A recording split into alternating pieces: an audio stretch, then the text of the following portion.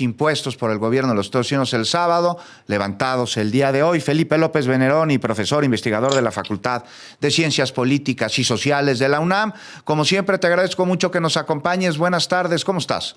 Muy buenas tardes, Juan. Muchos saludos al auditorio. Muchas gracias por la invitación. Decía hace unos minutos, no sé tú qué opines, Felipe López Veneroni, que hoy será un día histórico en nuestro país debido a los acuerdos alcanzados por parte de la presidenta Sheinbaum con el presidente de los Estados, Donald Trump, después de estas amenazas, después de un fin de semana muy tenso, muy complicado.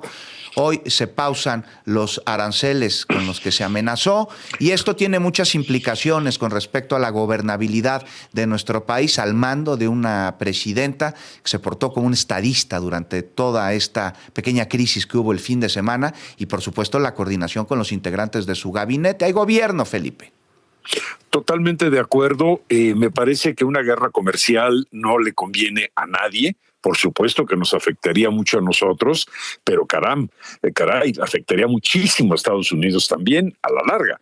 Entonces, me parece que fue más una especie como de manotazo sobre la mesa de Trump para tratar de llegar un poco a alguna posición más ventajosa en futuras negociaciones y para callar pues a toda su base electoral que no está tan contenta. En una encuesta que se hizo, resulta que ya solamente el 38% está, digamos, de acuerdo con la idea de poner aranceles. 51% no lo está. Entonces resulta interesante, me parece que la ecuanimidad y la madurez política de Claudia, la presidenta Sheinbaum, salió bien parada en este lance, porque vaya que hubo días de mucha tensión, y creo que lo supo superar bien con, digamos, mucha ecuanimidad, mucha entereza, y me parece que sobre todo es lamentable la posición de algunos sectores políticos en México que insisten pues en ver en la tragedia su propia salvación. Realmente es momento de cerrar filas como país, al margen de que se esté o no de acuerdo con Morena y con la presidenta Sheinbaum, y entender que más nos conviene pues negociar, dialogar y llegar a acuerdos que andar ahí en el enfrentamiento o en la franca sumisión. Entonces creo que lo ha hecho bien. En realidad, la gran noticia, y lo señalabas tú respecto de la cabeza del Financial Times, es que se pausan los aranceles. Y eso da un respiro muy importante a todos los mercados. No solo a la relación del peso con el dólar, sino en general a los mercados, ¿no? No queremos otro efecto tequila, si recordarás por allá en los 90, ¿no? Sí, por supuesto, cómo olvidarlo, lamentable. Hablas de unidad, hablas de cerrar filas, hablas del interés soberano, del interés nacional, más allá de los partidos, de las filias, de las fobias por grupos políticos, el amor a nuestra patria. Fíjate que hay un comunicado de la CONAGO, de la Conferencia Nacional de Gobernadoras y de Gobernadores, y bueno, pues allí está el respaldo de ellas y de ellos al gobierno de México y a la presidenta de nuestro país, a la doctora Claudia Sheinbaum, incluyendo, por supuesto, a mandatarios estatales de distintos grupos políticos, de varios partidos. Esto se debería esperar, me parece, que en otros poderes, como el legislativo, incluso el judicial y por parte de la ciudadanía, ¿no, Felipe? Estoy totalmente de acuerdo, e incluso de actores políticos individuales. Por ahí hubo algunos tweets muy desafortunados, no tiene caso repetir, sabemos de quién son, que era un poco como tratar de buscar sacar raja, ¿no? De una situación tensa. Por fortuna, creo que la propia dinámica del diálogo que se estableció entre Trump y Claudia Sheinbaum, pues ya los puso en su lugar. Y creo que incluso la posición de Trudeau ha cambiado mucho. Como que ha recuperado cierto liderazgo, aunque ya dejará de ser primer ministro y dejará de ser líder de su partido, pero sí cambió mucho en estos últimos días. Se le ve mucho más sereno, mucho más sostenido, y también esta acción que está ocurriendo en Canadá de decir, no vamos a comprar productos norteamericanos, solo vamos a comprar productos hechos en Canadá o aquellos que vengan de México. ¿Sí?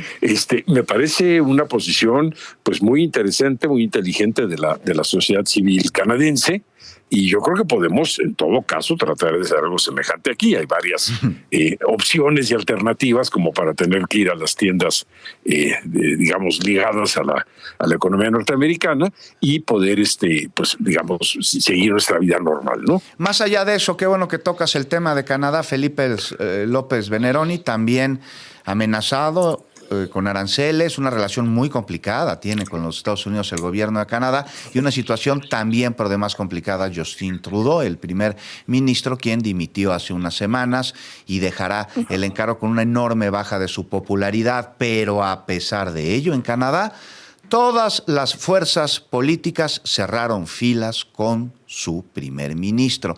Algo así se esperaría, pues, de aprendizaje, ¿no?, para los grupos políticos aquí en México, porque hay quien de plano parece que querían que impusieran aranceles porque creían que convendría lo que creyeron que eran sus intereses, ¿no? Los dieron como tan felices, estaban regocijados, no había manera de callarlos, retando a todo el mundo. Y después de la negociación de la presidenta Sheinbaum con Donald Trump y la pausa de estos aranceles, pues profieren una bola de politiquería en su lenguaje como, sumisión. A ver, ¿quién los entiende? Primero piden acuerdos y diálogo. Se llega a un acuerdo y un diálogo beneficioso y dicen sumisión.